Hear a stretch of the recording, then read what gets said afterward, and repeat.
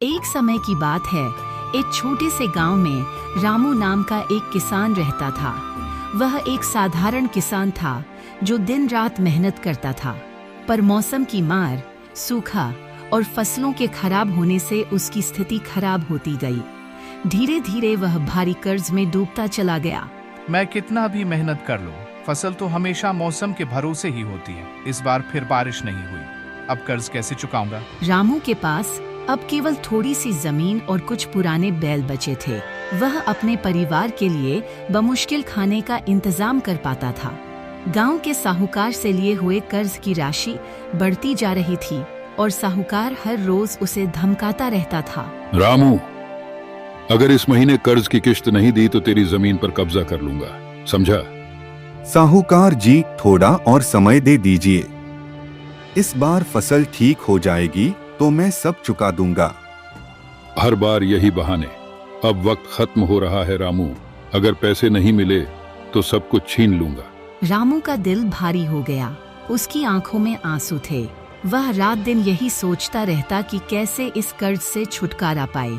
उसने गांव के अन्य किसानों से मदद मांगी, लेकिन वे भी उसी कठिनाई का सामना कर रहे थे। एक दिन वह थक हार कर अपने खेत में बैठा था, जब गांव के बड़े बुजुर्ग हरि सिंह उसके पास आए। क्या हुआ रामू बेटा, तू इतना परेशान क्यों है? बाबा, मैं कर्ज के बोझ तले दबा जा रहा हूँ। साहूकार मेरी जमीन छीन लेगा। मेरी मेहनत, मेरे बैल, सब कुछ बेकार हो गया है। बेटा चिंता मत कर, मेहनत हमेशा रंग लाती है, पर कभी कभी हमको सोच बदलनी पड़ती है। तुझे कुछ नया करना होगा जो अब तक तूने नहीं किया। नया? पर क्या कर सकता हूँ बाबा, मेरे पास तो कुछ भी नहीं बचा है। तू अपनी जमीन का एक हिस्सा फलों और सब्जियों की खेती के लिए इस्तेमाल कर।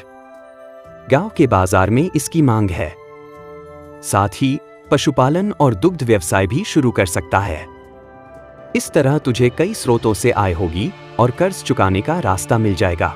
रामू ने हरि सिंह की बातों पर गौर किया और सोचा, यह नया तरीका आजमाने में कोई हर्ज नहीं है। अगले ही दिन से रामू ने अपने खेत का एक हिस्सा फलों और सब्जियों के लिए तैयार करना शुरू कर दिया। उसने अपने पास बचे हुए पैसों से कुछ मुर्गियां और गायें खरीदी और धीरे धीरे पशुपालन का काम भी शुरू किया। महीनों की कड़ी मेहनत के बाद रामू की मेहनत रंग लाई।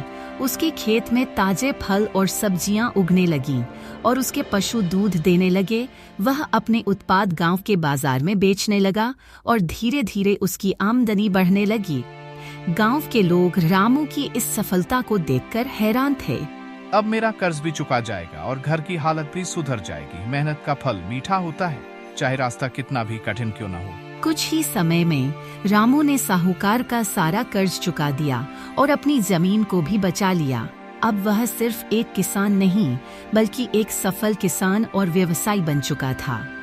गांव के लोग उसकी इस मेहनत और नए तरीकों से प्रेरणा लेने लगे। रामू की कहानी ने साबित कर दिया कि जब भी जीवन में कठिनाइयां आएं, हमें अपनी सोच और तरीकों को बदलकर नए अवसरों की तलाश करनी चाहिए।